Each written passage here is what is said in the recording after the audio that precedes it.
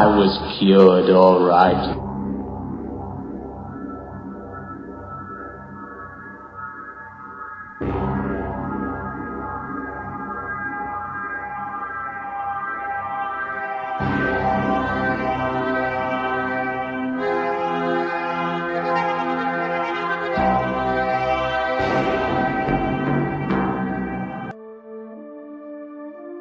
Happy heresies and welcome to the desert of the real, or as a certain neo-postmodern band sang in the bubblegum lagoons of the ocean Pacific, van-wearing, mullet-riddled 80s, welcome to your life. There's no turning back. Even while we sleep, we will find you acting on your best behavior. Turn your back on Mother Nature. Don't worry, number 6. You'll be cured. I'll see to it. No more nightmares. If you have so much as a bad dream, you will come, whimpering, to tell it to me. Whimpering! In other words, welcome my son to the machine and the means to escape it. You have entered your true father's mansion, where you will lose your mind and finally come to your senses. This is Aeon Byte Gnostic Radio, broadcast at the virtual Alexandria, that state of mind where East meets West, through the God-above-God.com. We don't take prisoners but liberate them. We are not the final authority on anything, but hope to be an endless possibility for everything. And one of these everythings is that you discover that Orphic mystery, that Promethean ideology, that inner zeitgeist that works for you. There is no price for individuality. And then you can take that personal path where you can find consummate spiritual and mental and emotional freedom, that ship smoke on the horizon.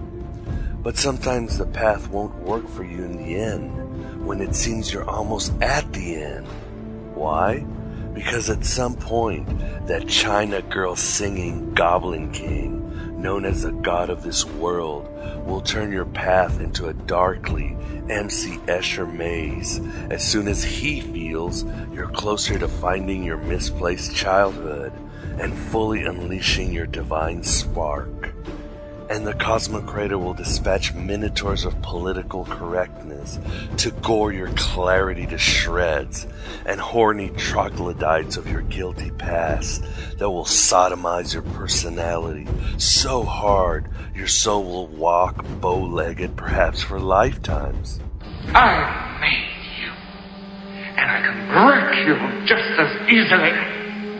But there is always a golden cord you can hold on to, always present in the pitch-black labyrinths of mere being, left behind by your higher self or daemon. And it will lead you back to Aeon Byte, to the virtual Alexandria, where you can heal by the loving caress and kisses of Helen of Tyre and the Sophia of the bold and blasphemous oracles who join us every week. Heal enough to re-encounter your cosmic center, reignite your nuclear chakras, release once again your Excalibur mind from the rock of your defeat, and then you are ready again to find another path. Neo, sooner or later you're going to realize, just as I did, there's a difference between knowing the path and walking the path. And one day the god of this world and his angelic mafia will fail, my beloved true seekers. He will fail. We will find that road that takes us all the way to the gates of imagination the Zohar speaks of. Yes, we are the Gnostics, the veterans of 1,000 psychic wars who have set the controls to the heart of the sun and the heart of our inner Christ. We are the revenge of the myth, the sons of the abyss and those who rage against heaven. We are the urban prophets, the cyber visionaries, the hellfire poets who will preach the dawn of the sentimental mercenary. This whole thing is insane! We won't get fooled again by the new or the old or the video game boss. Divided we stand, together we rise, in our ascension beyond the black iron prison and its countless wardens. many of them creations of our own tyrannical ego, or the counterfeit spirit, as some Gnostics called it, beyond the implanted false dreams of the Morpheus of extroverted religions, past the ugly Resident Evil laser hallways that slice our individuality to sad giblets, and finally clear of the warehouses of socialite zombies that wish to eat our higher minds, so that we may become thoughtless and dead in a world of those who are spiritually dead. I am not a number. I am a free man. Or should I say asleep, waking sleep, as a certain truth seeker we'll be discussing today called it. And not just discussing him, but the intricate and majestic tapestry of gnosis he wove to help us get over that waking sleep, that darkly MC Escher maze.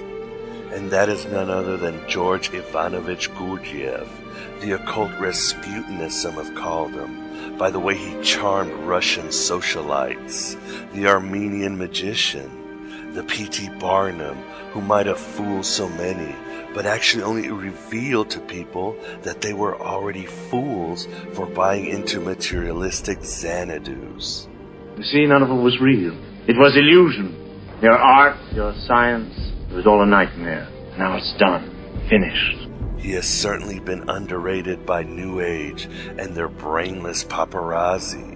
Perhaps because his teachings tend to be so popular with the secular and the mentally sober. But Gurdjieff is one of the greatest occultists in modern times, and perhaps all of history.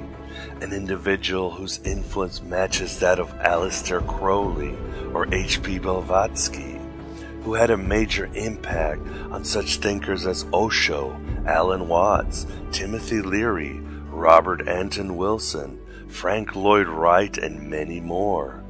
And to this day, many of his schools thrive, and hundreds of thousands of people across the world still follow his teachings. Underestimated from day one. You'd never think I was a master of the universe now, would you? To discuss Gurdjieff and his fabled fourth way, we not only have one guest, but two on this approximately Saturday, May 29, the year of our Demiurge 2010.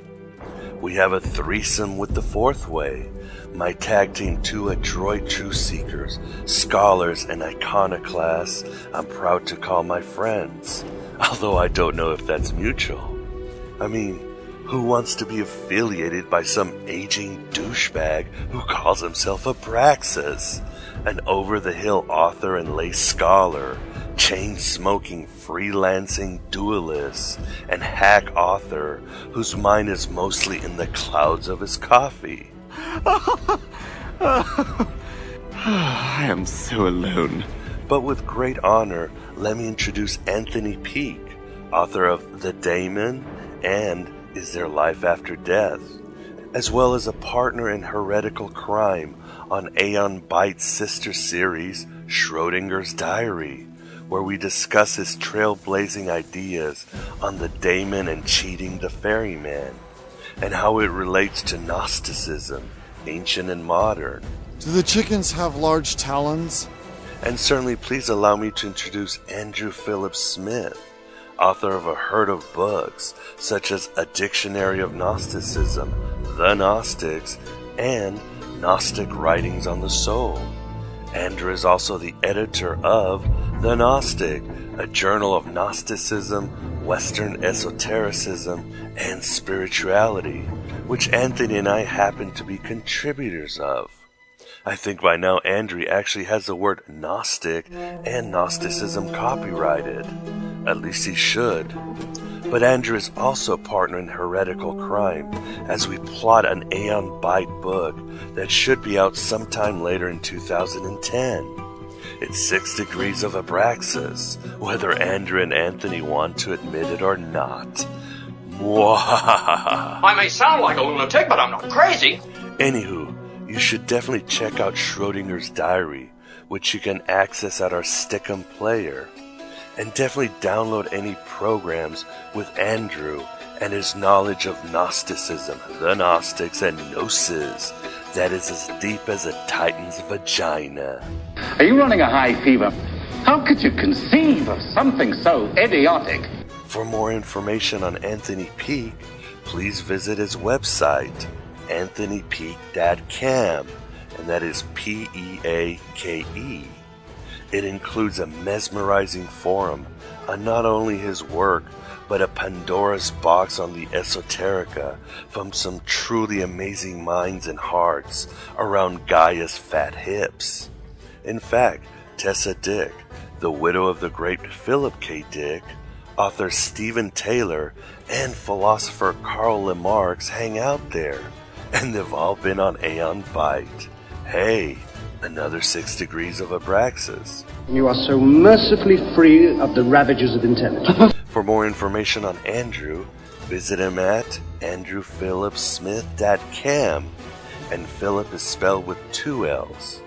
And it should be noted that Andrew's publishing company, Bardic Press, has released some volcanic books on Gurdjieff, or influenced heavily by Gurdjieff, including Planetary Types with Tony Cartledge, who recently spoke on Aeon Byte.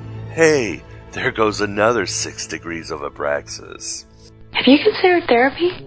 But in any case, it has also put out Boyhood with Gurdjieff, Gurdjieff Remember, by Fritz Peters, and don't forget, P.D. Ouspensky's Life of Self-Remembering by Bob Hunter. Many boulevards to Gurdjieff's Milky Way wisdom for those of you interested or already versed in the fourth way at bardic-press.com. As for me, you actually don't have to wear Depends or snort cat litter because there is not much of my drivel. My knowledge of Gurdjieff and his great pupil, Ouspensky, is even more wanting than my knowledge of Gnosticism. I've read some grimoires on the occult Rasputin, utilized some fourth way techniques as spiritual exercises, and understand its flow in the history of Gnosis transmitted. So it's better I let Andrew and Anthony take the reins of this dune worm. They do a far better task, my beloved truth seekers. Thanks. I was running short on platitudes. You can leave now. But I did mention waking sleep, a phrase used by Gurdjieff when he referred to most of humanity's state, which is straight out of the Gnostic bag of blasphemous tricks.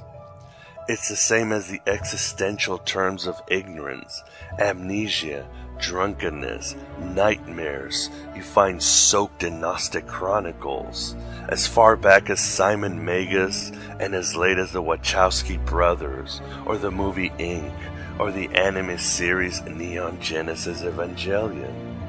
I could go for months quoting passages, but then you'd probably give yourself a bleach enema to end things once and for all, and hope to incarnate as one of the Kardashian sisters' brain cells as an improvement. One time, at band camp, I stuck a flute in my...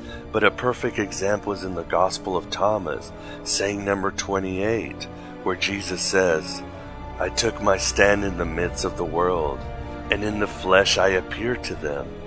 I found them all drunk, and I did not find any of them thirsty.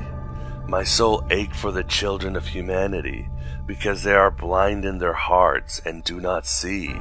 For they come into the world empty, and they also seek to depart from the world empty. Or this one from the secret book of John. Guard yourself against the angels of poverty, and the demons of chaos, and all those who ensnare you, and beware of the deep sleep and the enclosure of the inside of Hades. You ever have that feeling where you're not sure if you're awake or still dreaming? And lastly, a little morsel from the teachings of Sylvanus. Then beware, lest somehow you fall into the hands of robbers. Do not allow sleep to your eyes, nor drowsiness to your eyelids, that you may be saved like a gazelle from nets, and like a bird from a trap. O soul, persistent one, be sober and shake off your drunkenness, which is the work of ignorance. If you persist and live in the body, you dwell in rusticity. When you entered into a bodily birth, you were begotten. Come into being inside the bridal chamber.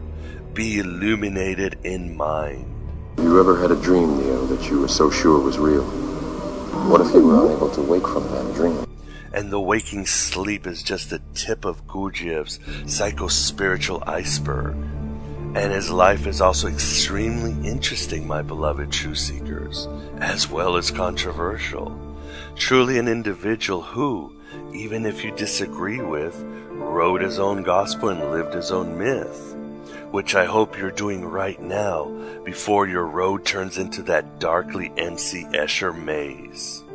You have 13 hours in which to solve the labyrinth before your baby brother becomes one of us forever. So enough of my drivel. It's 6 Degrees of Abraxas with Anthony Peake and Andrew Philip Smith.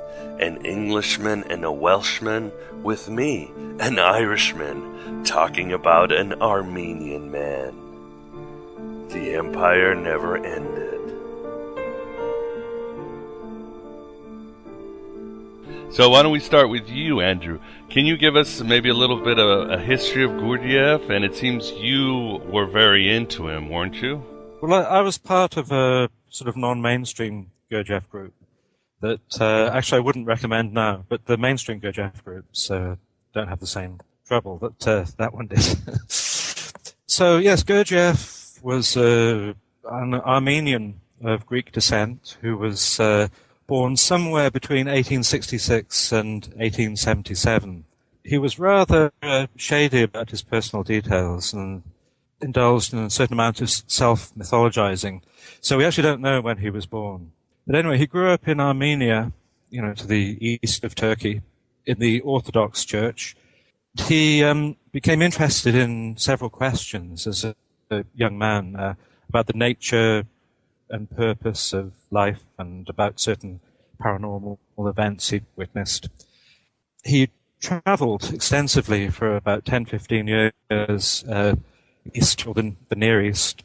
He took part in Sufi groups. I mean, it's all very uncertain, but in terms of who he was actually connected with and where he found the source of the teaching that he had. And I must say, a lot of it probably comes from his own personal genius. But then he shows up in Russia in around 1912 and starts teaching. And one of his early pupils and his most famous pupil was P.D. Ouspensky, who was a journalist and writer who himself traveled in India, who was searching for the same sort of thing. He was a seeker. He was looking for methods that would make sense of life and would address experientially, the question of the state of consciousness, how to transcend our ordinary states of consciousness, and also looking for something grander as well in terms of cosmology and information or teachings about the way that the universe is formed. He was also an amateur mathematician. He was very interested in the fourth dimension and also in the concept of recurrence, which I'm sure we'll get onto later. It's difficult to encapsulate Gurdjieff's teaching because he came at things from several angles. But he taught that man is a three-centered being, that we have the instinctive moving center, which is concerned with the body and the physical operations of the body, the emotional center, which is concerned with feeling, and the intellectual center, which is what we normally call the brain and the mental capacity. Gurdjieff's teaching was that we need to balance these in order to obtain or have access to higher states of consciousness. And he said that there are actually 4 states of consciousness. The first is the sleeping state, in which we're in bed, we sleep, we dream. The second is what we normally call the waking state. But according to Gurdjieff, when we're in this waking state, we're actually more or less asleep to our higher potential. We operate almost as machines do. We're not aware of ourselves most of the time, and everything runs mechanically. So the third state of consciousness is the beginning of a way out of that. And the third state is based on self-awareness. And he gave various techniques to help people to become aware of themselves. One particular technique is known as self-remembering, where you're aware of your existence, and particularly the different parts of you, as you are doing something or thinking something or whatever, living your daily life. And then the fourth state is the really transcendent awareness of mystics, which he termed objective consciousness. He didn't go into that in so much detail. It was the third state, the state of self-awareness, that he focused on, which was the next step for us. He fled the Russian Revolution and, after some time in Turkey, ended up in France, though he visited America regularly. And Ouspensky ended up in England, and Ouspensky eventually split with Gurdjieff. He had some misgivings about what he saw as the changing nature of Gurdjieff's teaching, which isn't necessarily borne out by other people's points of view. But anyway, so there was the split between Gurdjieff and Ouspensky. Gurdjieff established a school at Fontainebleau to the south of Paris, which lasted for a few years until he eventually disbanded it. And there were pupils of Gurdjieff sort of all over the Western world. And then, after a serious car accident, he decided that he was going to write instead of trying to establish some kind of permanent institute for his teaching. And he wrote 3 series of works. The first is Beelzebub's Tales. And this is a massive and very difficult to read myth about the nature of the universe and the nature of humanity and the history of humanity.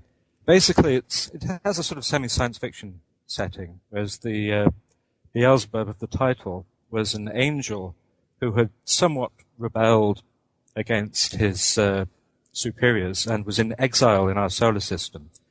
Beelzebub becomes very curious about life on Earth, and he goes down to Earth, visits it a few times. And there's a large element of satire in Beelzebub's Tales, and Gurdjieff was very hard on contemporary civilization and various aspects of civilization and religion in the past. But you get the picture that emerges is in some ways quite a Gnostic one, in that there were a couple of calamities that occurred to the Earth. One was a meteor that upset the balance of things, and the archangels had come down and changed the nature of mankind. As I said, man is a 3-centered being in Gurdjieff's teaching, and that's differentiated from animals, which are 1 or 2-centered beings. But for a while, they planted, according to this myth, an organ in humanity called Kundabuffer, which caused humanity to see things upside down, to not see the truth. And so they basically served the same purpose as animals in the world. After a while, it wasn't necessary to have that organ anymore, so the organ was removed.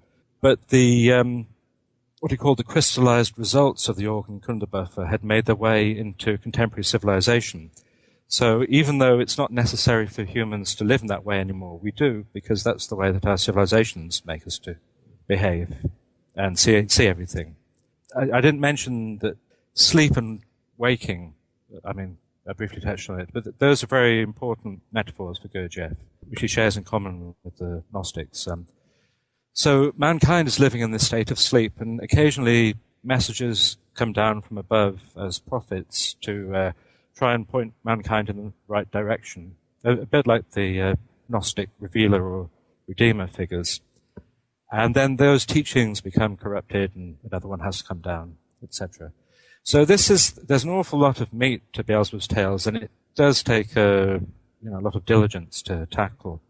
Ouspensky's side of the teaching was more systematic than Gurdjieff's, and if you're interested in exploring the teachings, In Search of the Miraculous is a very good start. That consists of conversations between Ouspensky and Gurdjieff, and kind of a history of their relationship as well.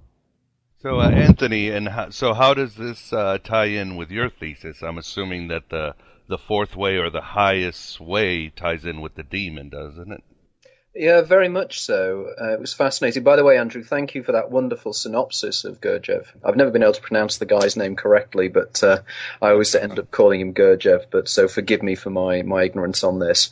I was particularly fascinated in reading about Gurdjieff over the last few months because he's somebody that I've touched upon in my readings over recent years, but never really focused in any great detail.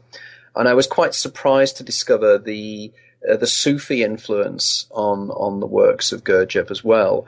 But I was particularly intrigued by his idea of the three levels of human consciousness, and the idea that we have a higher consciousness within ourselves that we never ever really appreciate or are aware it's there. And I was wondering if that in many ways, because I know, Andrew, that you're aware of some of my work as well, as to how you think that would be perceived by a follower of Gurdjieff rather than a follower of Ouspensky. Yeah, it's a difficult one. Like I said, Gurdjieff does come at these ideas from different angles. The use of recurrence is very much Ouspensky. There's a story that Ouspensky tells, actually, that he met up with Gurdjieff in a cafe in St. Petersburg. Ouspensky was very gloomy in a typically Russian way and very moody. And Gurdjieff decided he was going to cheer him up. So he said to Ouspensky, who was very much an intellectual, and Gurdjieff sort of meted out his teaching very, he's very mean with the little bits of his teaching that he would give out at that time. So he said to Ouspensky, okay, you can ask me any question and I'll answer it. And Ouspensky wanted to know about recurrence. So Gurdjieff said to him, well, what you say isn't exactly the truth, but it's as near to the truth as can be described. And of course, Ouspensky was immediately very happy at this confirmation of his theory. And then Gurdjieff turned around and said, but look how easily you're changed, look how impermanent your state is. A moment ago you were gloomy and morose, and suddenly you're on top of the world. So it was a teaching incident on behalf because of this is very much his idea of the many eyes, isn't it, that are within ourselves, and that we change effectively on almost an hourly basis, and that we are very different people, and the only reason that we feel that we have a consciousness or a personality that's self-referential is because the external world tells us that we're consistent, which, funnily enough, it fascinates me because I've been talking to psychotherapists and psychoanalysts about this very issue recently, and they've been saying that the more they go into the human psychology, the more they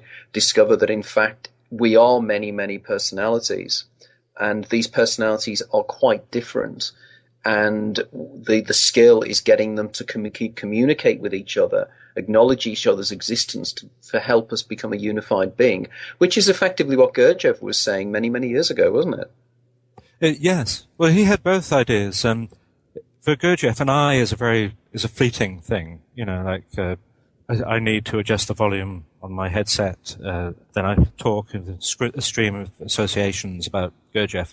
So an eye is a moment-to-moment thing. But he also said that the many eyes are organized into personalities, many of which don't meet with each other. And there were buffers to prevent us seeing the differences between these personalities. So we might behave very differently when we're with our family or when we're at work, that kind of thing. And the issue of personality is a very interesting one, because although it's not a complete overlap, I would say, between your demon eidolon theory, Gurdjieff spoke a lot about the ideas of essence and personality. And according to that terminology, essence is what we're born with. It's our natural capacity.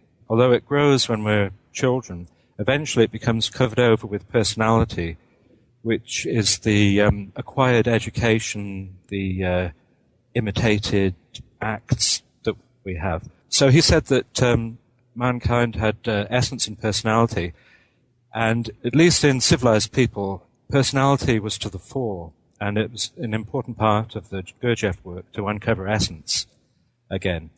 And he actually, again in Search of the Miraculous, Ouspensky describes an experiment that Gurdjieff carried out. He doesn't describe how he did it, but it was probably done by hypnotism, because Gurdjieff was an accomplished hypnotist and he cured alcoholics. This was a sort of sideline that he had with his hypnotism. So what he did was he put two members of the St. Petersburg group under hypnosis, and he got them to reveal their essences. One man who was very sophisticated and who was always talking, he actually had an essence which actually knew some various things very straightforwardly. There were things that he really knew in his being. Where there was another man who wasn't so talkative, but when his essence was revealed, Gurdjieff asked him what he wanted, and the only thing that he could say was, "I'd like some strawberry jam." So he didn't have a developed essence. He had these very primitive, childlike notions. Now, I'm sure that will ring a bell. Yes. Well, Russians actually eat strawberry jam straight from the pot without bread. So it's a big thing in the Russian childhood. Must destroy their teeth. But I've actually seen Russians doing that. So I think that sounds like a certain amount of familiar ground to you with the demon Adolon ideas. No, I think so. I think that in many ways, the more I read about, particularly the relationship between Gurdjieff and Ouspensky, that they overlapped in certain areas for the ideas that I come across. And I was quite surprised to discover that some of the people that have profoundly influenced me in my past were very much part of the same circle. I mean, Alfred Arage and Maurice Nickel and J.G. Bennett were all heavily involved in this area. And in fact, there is a psychotherapist I'm working closely with at the moment who was a student of Subid. And I hadn't realized that all these things very much influenced each other and came from each other in very, very strong ways. So clearly, whether what Gurdjieff was saying was necessarily based upon anything concrete, he certainly seemed to touch upon something fairly universal that I think other people took and ran with and developed into something very, very interesting and fascinating. For instance, we were discussing before, and you touched upon the way in which Ouspensky very much developed the concept of the eternal return. And this has always intrigued me as to his ideas of that. And it's profoundly elegant. But what it is very depressing, isn't it? Because effectively Ouspensky very much gives the impression that you live the same life. I mean, he uses this term, doesn't he? Byte people. And Byte people die in thousands in disasters around the world, and they're doomed to just repeat the same life over and over again. Whereas there are other individuals that don't actually go in an eternal return, but some form of spiral where they develop higher and higher. Did Gurdjieff ever discuss anything of that nature in his work? And I also wanted to ask, was this idea of eternal reoccurrence something that was in the air? Because after all, Nietzsche also speaks about it. Or did they all draw from the same fountain, or do we know? Yes, both Ouspensky and Arage were Nietzsche fans. So Ouspensky got it directly from Nietzsche. Yes, he actually, in A New Model of the Universe, he refutes Nietzsche's mathematical argument for eternal recurrence. And Ouspensky, he was interested in the fourth dimension, as I mentioned, and he was an amateur mathematician. And so his approach to it, he expresses it geometrically, actually. If you have a point by itself has no dimensions, if that point is extended into a line, that's one-dimensional.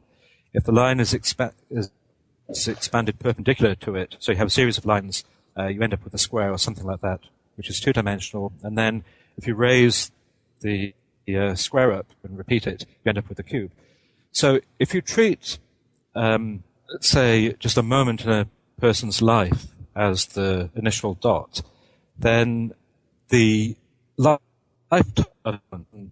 of all these moments as a line, in which case recurrence is the repetition of that line parallel to it, is the way that Ouspensky envisioned it.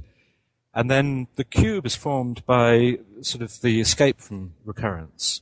Like you mentioned, the spiral, that adds another dimension to it. So that was part of Ouspensky's whole view of the thing. And in fact, Ouspensky, he softened his approach to recurrence a little as time went by. He wrote a fairly early novel which I know Tony has read, A Strange Life of Ivan Osokin, which really deserves to be better known. It's very readable. It's only a short thing. And, it's a wonderful book, isn't it? And the humour and everything about it. It is such a human book. I love that book. It's amazing. Yes, and it deserves to be seen as part of Russian literature, really. But anyway, the story in the book is that, and it's somewhat autobiographical, is a young man is, if I remember correctly, because I haven't read it for several years, is verging on suicide. He's considering it, and then he meets a magician who tells him that if he wants, he can live his entire life again. So he takes up the option, and he, from his earliest childhood, he lives his entire life again, goes through all his awful life at school, grows up, he has these terrible love affairs and frustrations, and eventually comes back to the same point where he's about to kill himself, and he meets the magician again. And then the magician tells him that I knew it all happened the same way, but now you know yourself through going through that again, and that gives the possibility of change. I mean, like you said, Ouspensky did acknowledge the possibility of change for people who worked on themselves, who followed some genuine spiritual path. He also said that there wasn't the possibility of change for really important historical figures, because they were fixed. They were like fixed points in history. Someone like Napoleon, for example, or Alexander the Great, they couldn't change. Although he had reservations about teaching it as part of the system that he learned from Gurdjieff, he did. But he expressed it as a theory, whereas he thought that Gurdjieff's ideas were objective in some way. And then, so he taught the idea of recurrence. And as you say, it can be depressing. If you think you can relive all your mistakes every single time, it is a very depressing idea. Towards the end of his life, the last year of Ouspensky's life is quite strange, because he returned from New York to whence he had moved after when London became too difficult to work in. And he returned to London. He sort of repudiated his teaching to some extent, although people like Rodney Collin, who spent a lot of time with him in those last months, felt that he was embodying the transformation that he taught. Although he was very sick, he had people drive him around the southeast of England and take him to houses and places that he'd known when he was in England earlier. This was seen as that it was for his next recurrence. He was trying to get himself to remember these places in his next recurrence, so that he wouldn't make some of the same mistakes that he felt he'd made in that life. So for Ouspensky, it was definitely something that he lived as a sort of philosophical and practical idea. I think that's quite interesting. That I came across that particular element of towards the end of Ouspensky's life when I was reading the Gary Lachman book In Search of P.D. Ouspensky, and I found that quite intriguing because there is a section in the book, The Man Who Mistook His Wife for a Hat, by the psychiatrist Oliver Sacks. And in that he has a section called A Passage to India. And in that he has a young girl who's dying of an astrocoma, a growth in the brain, a cancerous growth in the brain. And this young girl, towards the end of her life, spends more and more time in this semi-waking state, this hypnagogic state. And she describes that she is reliving her childhood in a village in India. And as she gets closer and closer to death, she spends more and more time in this part of her own past life. So there is neurological evidence that this is something that could actually happen within medical terminology. I was also intrigued at your mention of Rodney Collin, because I think, again, he's one of the neglected geniuses. When I first started researching the material for my first book, I came across the works of Rodney Collin quite by chance. I think it was referenced probably by J.B. Priestley in Man and Time. And I pursued certain of the writers, and I came across the Rodney Collin book, In Search of Celestial Influence. And that book quite blew me away. And I was just wondering that he seems to be the neglected element of the school that came out of Gurdjieff and Ouspensky. And I was wondering, as a person very deep in this area, as to what your opinion of Rodney Collin is. But yes, he is somewhat neglected, partly for political reasons, because Rodney Collin was a pupil of Ouspensky, and he didn't actually go over to meet Gurdjieff after Ouspensky died, which was something of a sort of litmus test of your entry into the burgeoning Gurdjieff movement. So he does get ignored. Yes, they're fascinating books. He also wrote The Theory of Eternal Life immediately after Ouspensky died. And he seemed to have had some very strange experiences around the time of Ouspensky's death. And he actually felt that Ouspensky had communicated with him just after his death, and that he went through a sort of transformational experience then. So a lot of the Theory of Eternal Life is an attempt to work out what he'd experienced. Ouspensky wrote about recurrence. He said a little about reincarnation. Ouspensky had the fascinating idea that if you reincarnated, you'd reincarnate into the past, actually. Wow. Which was quite an interesting twist on the idea. I won't go into his arguments about it. But Rodney Collin actually tied everything together. He came up with this really all-encompassing view of death and what happens after death. That there's really a place for just about everything in it. Rodney Collin drew on the idea of the soul and spirit, and later he used those terms themselves, which is slightly a different take to what Ouspensky was doing or what Gurdjieff was doing. But I think there's quite a good overlap with your ideas of the demon and the eidolon there. Yeah, I think so. And again, it's something, it's a book when I have time I need to reread again. I also would like to make the comment when we talk about Ivan Osokin, the way in which it has been acknowledged that was one of the major influences on the movie Groundhog Day. Well, that's the general rumor, but funnily enough, I took the opportunity to contact Danny Rubin, who was the scriptwriter of the movie Groundhog Day. And when I contacted him, I actually asked him that question, because I said, it's popularly suggested that Ouspensky was very much the major influence of your writing. And he turned around and he said, well, actually it wasn't. He was watching a movie in a movie theater, and it just struck him that what would it be like if the central character in the movie knew the script as the actor did. And then he thought, what would you do if you were in a movie where you knew the script and you knew what was going to happen next? Which is a slightly different storyline on what's put around. But in many ways, I think that the whole idea of Ivan Osokin has been discussed. J.B. Priestley's famous play, I've Been Here Before. There's a character in that called Gortler, who clearly is based upon Ouspensky. And it's fascinating as to how these ideas influenced so many people, even though they didn't necessarily acknowledge them. It is salutary to note that probably Gurdjieff has survived better than Ouspensky, in my understanding of it anyway, as there are far more groups that are Gurdjieffian in their interest than Ouspensky. Again, Andrew, is that your opinion as well, or is that how you perceive it as well? That's definitely true, yes. And why do you think that is? Well, Gurdjieff was the source of the ideas that Ouspensky taught from the time that Ouspensky met Gurdjieff. And Gurdjieff impressed people greatly as a man. And so, actually, when, Ouspensky had around 1,000 followers in the UK, and then in 1941, he went to New York and he had a couple of hundred followers there. Then he returned back to England in 1946. You see, Ouspensky kind of broke up his groups. He repudiated his teaching, which many people interpreted as it was a shock, that he was giving them. He felt that, not that it was all just a load of rubbish, but somehow the rather cerebral way that he was teaching it wasn't going to lead people in the right direction eventually. He was never reconciled to Gurdjieff, incidentally.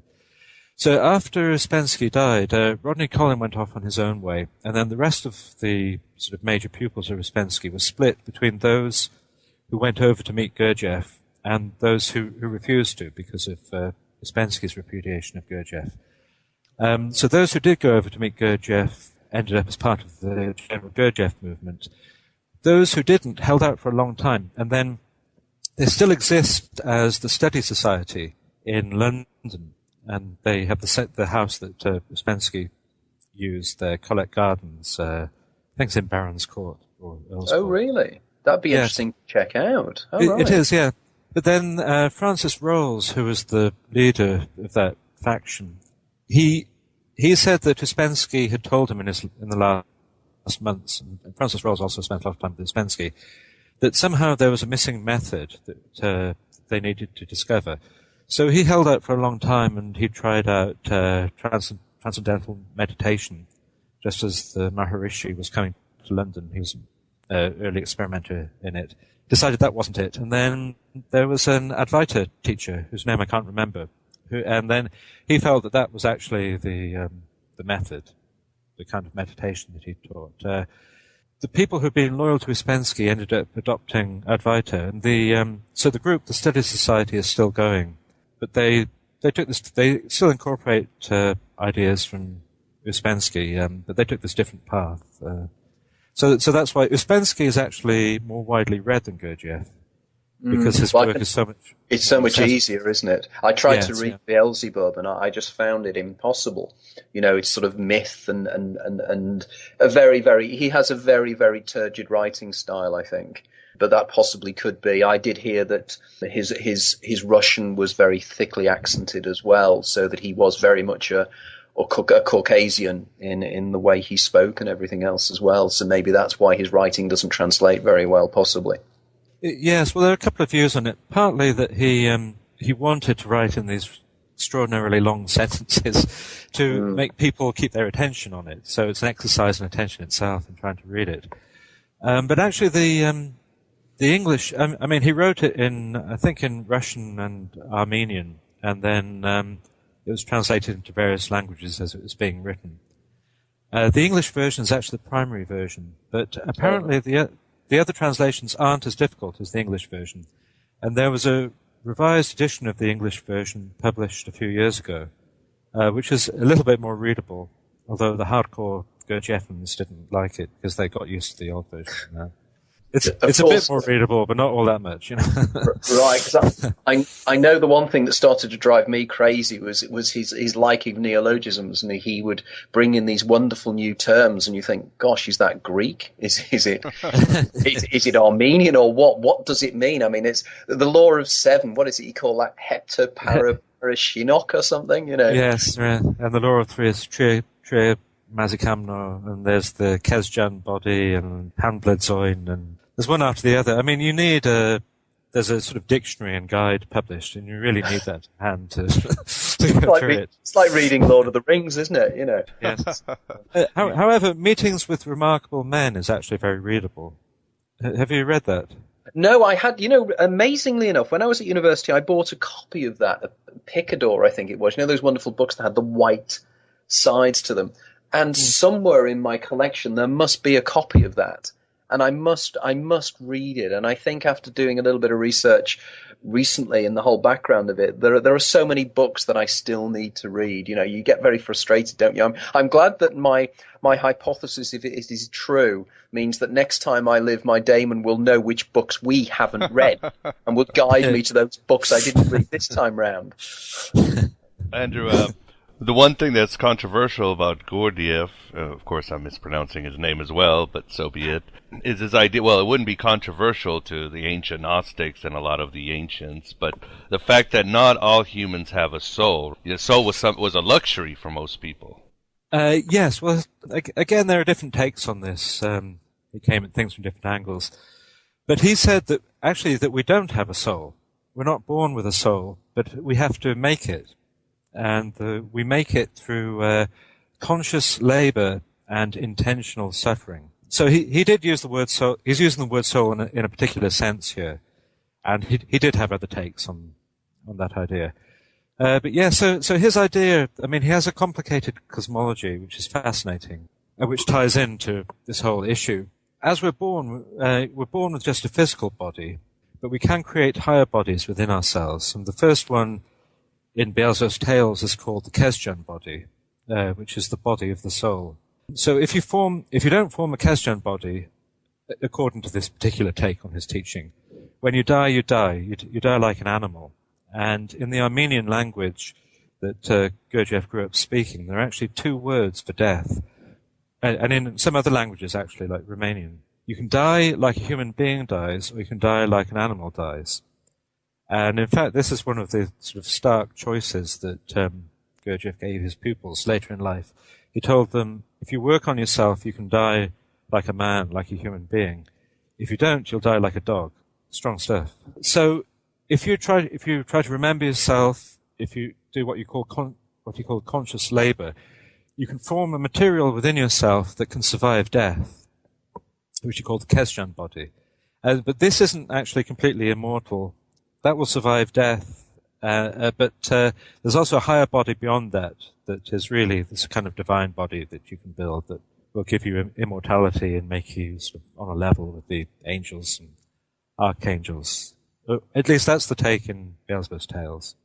Well, it's interesting again, isn't it, to make the link with theosophy, in that I know that Gurdjieff has been accused in the past of taking a lot of the ideas of Madame Blavatsky and Annie Besant and Ledbetter and making them slightly more approachable to the layperson.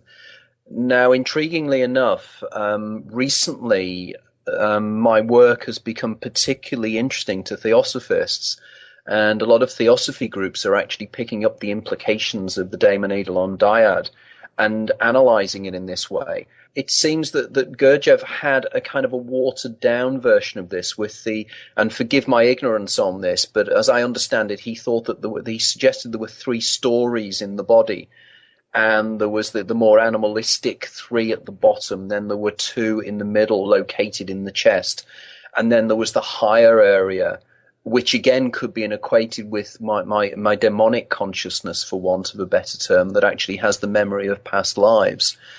And that intrigued me, and I thought, I wondered if he was on his way to that kind of worldview, or of sort of dualism that's non-dual. But the idea that we develop our soul as we live through our lives, and indeed I suppose that certain individuals never develop a soul, and as you say, die as a dog.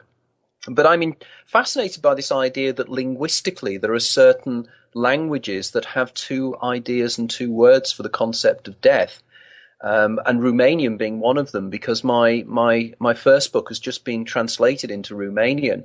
So it would be fascinating to know and ask my publisher or the translator as to when we say, is there life after death, which variant of death did they use when they translated the book? Yes, that would be very interesting. Yeah. And what about the criticism of Gurdjieff? Obviously, his famous falling out, conflict with Crowley is very famous. What were some of the criticism of him? He was a P.T. Barnum, basically, some people said, of the occult. He had a great moustache. Yes, he did, yes. Nietzschean, possibly Nietzschean moustache. Well, he was a tricky customer, yes. He, my feeling, and also with his teaching as well, I mean, he would say absolutely outrageous things that occasionally that were obviously, he obviously didn't believe them, you know. But he would throw these things in so that people would sort out the wheat from the chaff.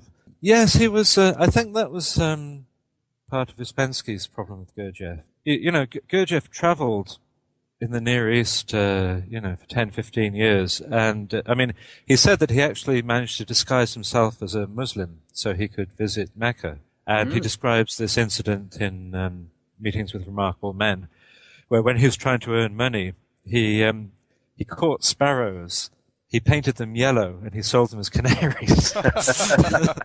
Which, doubtless, I mean, the image of dying things comes up a lot in Gurdjieff's writings. And, dying, very interesting. The opposite, I think Colin Wilson writes that Gurdjieff also had an appetite for women, didn't he? Left a lot of children around the world. They could meet the descendants of Jesus sometime or something. Yes, the Gurdjieff Foundation wasn't too keen on that being talked about for a while. But I think he's had about 7 illegitimate children. One of them died just about 2 months ago, Dushka Howard, who just recently put out a book with all her family mementos about Gurdjieff in it. So yes, that's troublesome, and I don't think it's something you have to admire in him. You know, he got these illegitimate children onto various students of his, some of whom were married. Strangely, he was a very paternal man, and he had an amazing way with children. There's an excellent book published by Bardic Press, actually, my publishing house, Boyhood with Gurdjieff and Gurdjieff Remembered, where Fritz Peters, the writer, describes his experiences with Gurdjieff and how Gurdjieff would teach him lessons. And, so he was very good with children. But I think that's important. He neglected his own children. Yeah. But isn't it important to know the person behind the mythos? You know, the yes, very definitely. Being. Yeah. And it makes him very human, I think, because it must be very difficult to be in the position of that he was.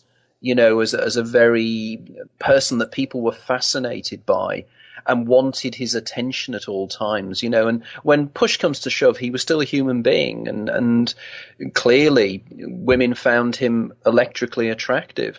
I mean, of course, one of the major problems, and it'd be interesting to touch upon this, is the tragedy of Catherine Macefield and the way in which, and I don't know whether this is necessarily true, but I had been told that when she was ill, Gurdjieff suggested, was it that she immersed herself in a cold lake or something at Fontainebleau to cure herself of her illness, which clearly exacerbated her death. I don't know whether that is true or not, because I heard other stories have said that she was already terminally ill when she went there. Can you put any new angle on that? Well, she had TB, and he didn't tell her to dip herself in a cold lake. He put her in the barn with the cows. He said that the breath of cows would be good for her. But the people who were there at the Prieuré in Fontainebleau at the time felt that she was very contented, and Gurdjieff's alternative medicine techniques didn't save her from TB at all. But she seemed to be very contented there, and people felt that she died well. That's how it Which seems. is nice to hear. Which is nice to hear, isn't it, really? Because I know there's an awful lot of negative press about that. One of the other things that I travelled in eastern Turkey around about 25 years ago, and one of the things that fascinated me bang out there was that I actually saw some of the whirling dervishes, the Melevi whirling dervishes in Konya. And I did find it fascinating. And whenever I read Gurdjieff, I see a lot of the Sufism and the ideas of esoteric Islam, which of course then comes round to full circle to Gnosticism, doesn't it, in effect? And you wonder whether a lot of the Gnostic aspects of his beliefs came through the Sufi line more than anywhere else. Well, yes, it's kind of... The sources of his teaching are problematic. Sufi teaching was definitely part of it. But then there was J.G. Bennett, who had a lot of personal contact with Sufis himself. He felt that was a strong aspect of Gurdjieff's teaching. But then Idris Shah, who was an Anglo-Afghan, popularizer of Sufis, and who was also a rascal in his own right. Oh, was he? Oh, right. Yeah. He overemphasized the amount of Sufism in Gurdjieff's teaching. But yes, I mean, the fascinating thing about Armenia is that I kept coming across references to it when I was researching Gnosticism for my dictionary and my introduction to Gnosticism. And you find Paulicians, the sort of successor sect to the Gnostics around Armenia. There was the whole story of that person who met Peter the Gnostic in Palestine, who went off to a student of his went off to Armenia and introduced Gnosticism to Armenia there. I think there's another reference as well. And Armenia is a strange place. It's at the border of these different powerful countries. Mm-hmm. It's mountainous.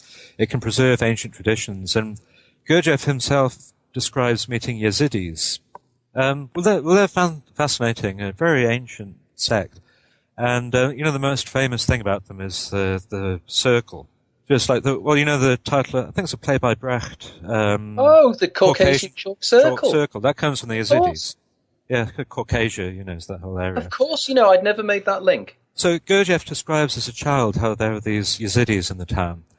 And one day, he knew these things about them. They were outsiders. People said that they were devil worshippers. But one day he saw, he heard a boy crying out and a lot of other boys shouting. And the Armenian boys had drawn a circle around this Yazidi boy.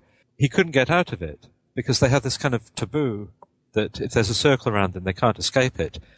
And eventually he tried to see if they could actually force the boy out, and they had to wrestle him out, with a lot of strength, and then he collapsed unconscious when they got him out.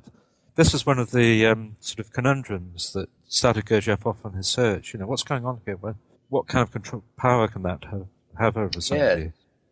But Gurdjieff never really saw himself as anything supernatural. It seems he's coming more from a psychological point of view, isn't he? That's true, yeah. But those early experiences, like an account of a man who came back from the dead as well in his childhood, those were what got him searching.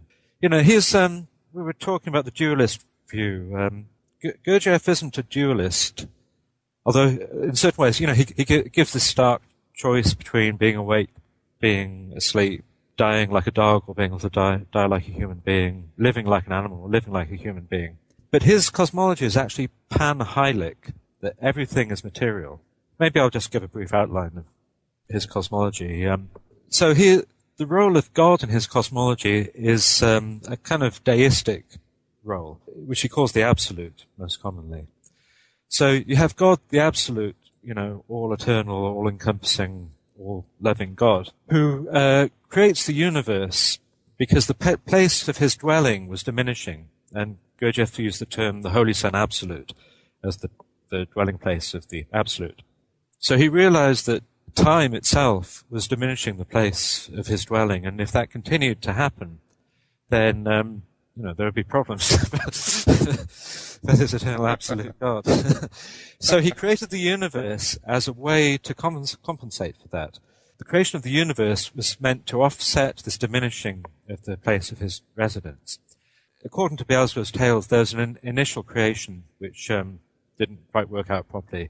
Then there was a second creation where he got it right. And it's kind of an emanationist cosmology, that these different levels emanate out from God. But it's ruled by these two grand cosmic laws that Gurdjieff called the law of three and the law of seven.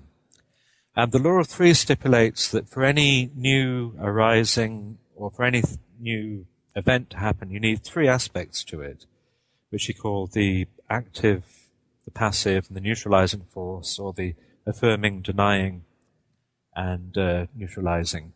This also has kind of practical aspects. So that an illustration is, you have a knife and a loaf of bread, but for anything actually to happen, you need the intention of using the knife to cut the bread and the action of that for something to change. And then the other law is the law of seven, which is based on the Western major scale, which says that things progress in stages. He used the Western major scale to illustrate it, which goes do, re, mi, fa, sol, la, ti, do. There's a whole tone between all of the notes, except between the notes mi and fa and the notes si and do. And between those, there's only a single semitone in the major scale. So he used this as an illustration that things progress by stages, but then they need a shock from outside to get them through these intervals. And if they don't, the octave, as he called it, goes and deviates in a different direction. Like he gave the illustration how Christianity began as a religion of love, and then if it doesn't get the correct shock at these intervals to keep it going in the same direction, it will deviate, and eventually you get it going full circle and becoming something completely opposite to what it was with the Inquisition, that kind of thing. So these two laws of the laws of 3 and 7, they combine and they produce new arisings and new formations within the universe.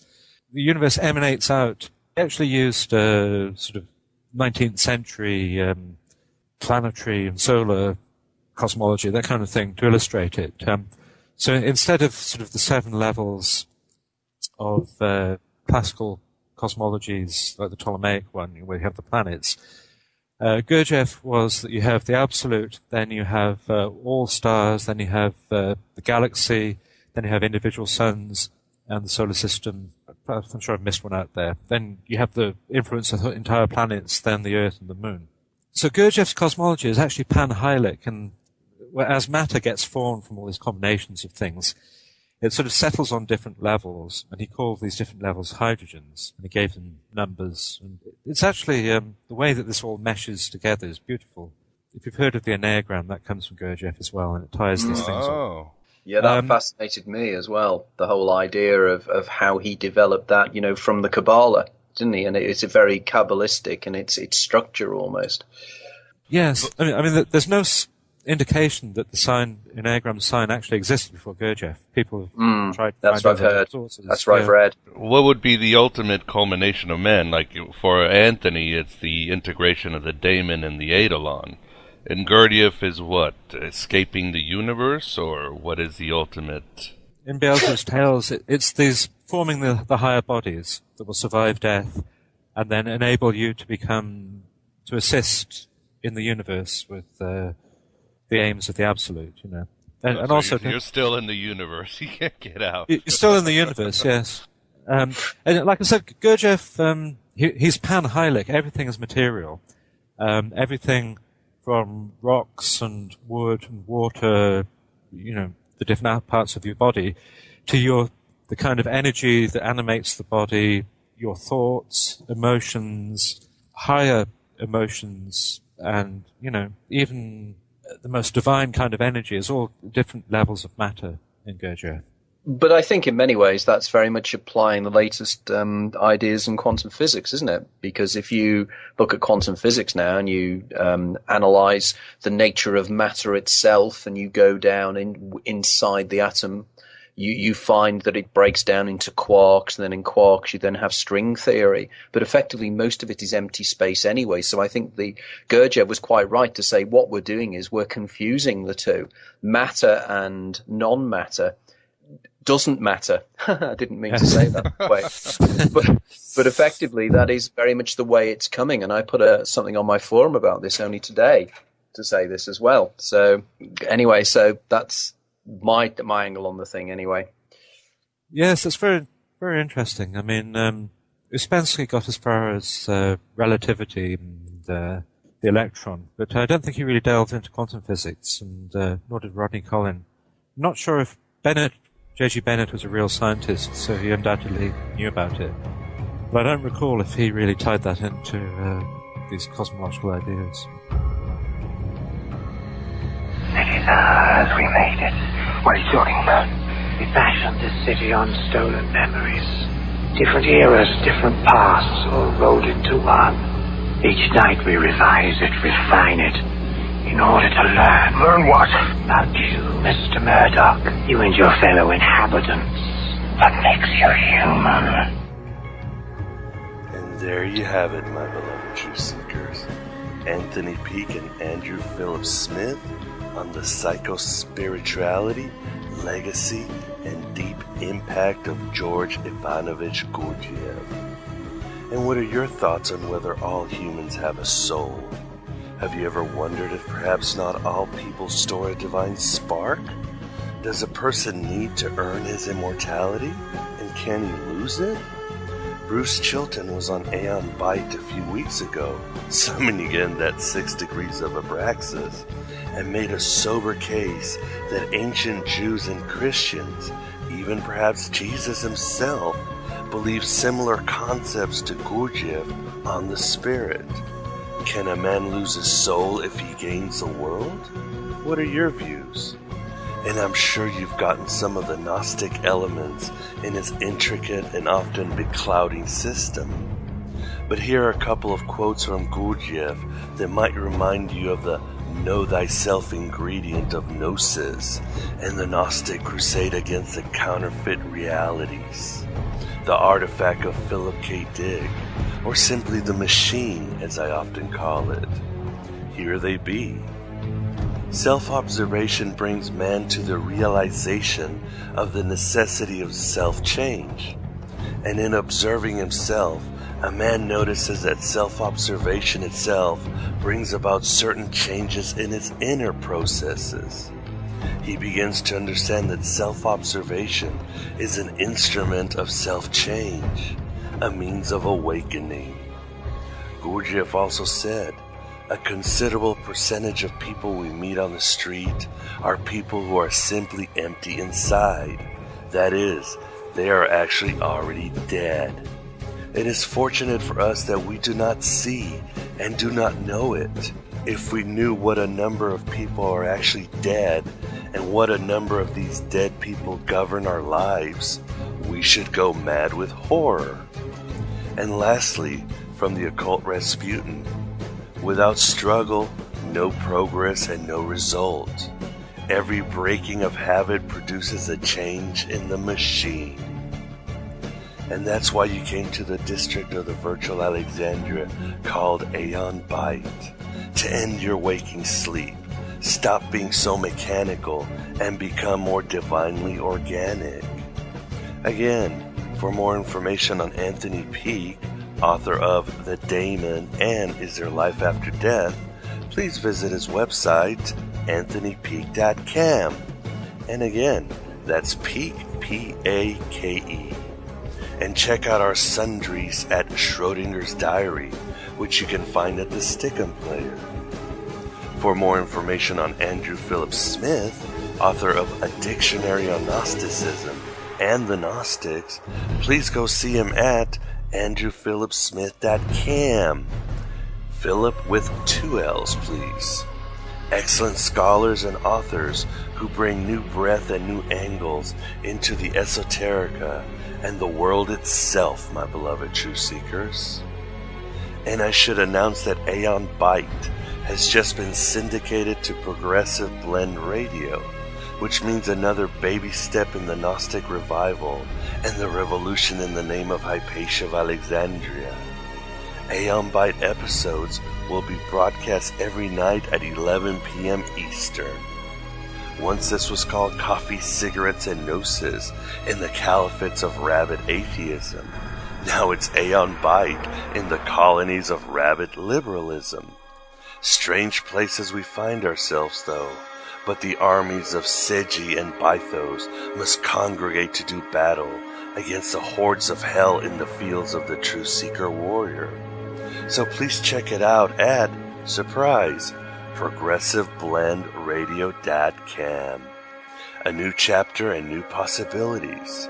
But that's what life should be every day, right? As we write our own gospel and live our own myth. In the meantime, please download past programs. Donate if you can to my Atom venture in a world of galactic religious institutions. Purchase the Aeon Byte Gospel of Thomas album at Amazon or iTunes, and let me know what else I should do, what guests I should invite as oracles of blasphemy, and what's on your far more brilliant than mine mind. We are the Gnostics, the lovers of the esoterica, and the Dionysian freethinkers. Our common goal is to kick Jehovah in his solar nutsack and liberate as many of our brothers and sisters from that waking sleep of Gurdjieff, the mind-forged manacles of William Blake, and, of course, the black iron prison of Philip K. Dick. We take the red pill every day and become saints of blasphemy. Then again, Gurdjieff did say, a sin is something which is not necessary. And when you think about it, nothing is really necessary except truth and freedom. Everything else is a footnote in the Kanoma. The emptiness that is the universe we have filled with the illusions of our ego as we bought into the foggy dreams of vainglorious gods in all their aspects. We are the revenge of the myth. We are legend. We are one. We rage against heaven. We fight the hordes of hell. Thank you for joining me in this losing battle we already won. And why have we won? Because we did some of the fourth way and participated in conscious labor and intentional suffering. We have earned our souls, fiery gems that never, never can be taken away from us. I am Abraxas, broadcasting at the virtual Alexandria through the GodAboveGod.com. The road is ended, the song is over. Thought I'd have something more to say. But don't cultivate any troubles, my beloved true seekers, because like heaven above you, the spy that love you, I'm keeping all of your secrets safe with me tonight. Hello and goodbye as always. This is a unit facility. Your rights as a citizen have been withdrawn. You'll be held here indefinitely. We are not required to provide you with legal representation. Anything you say will be recorded. You will be allowed no communication with any person or organization outside this facility. There is no right of appeal. If you fail to comply with the rules, we are authorized to discipline you.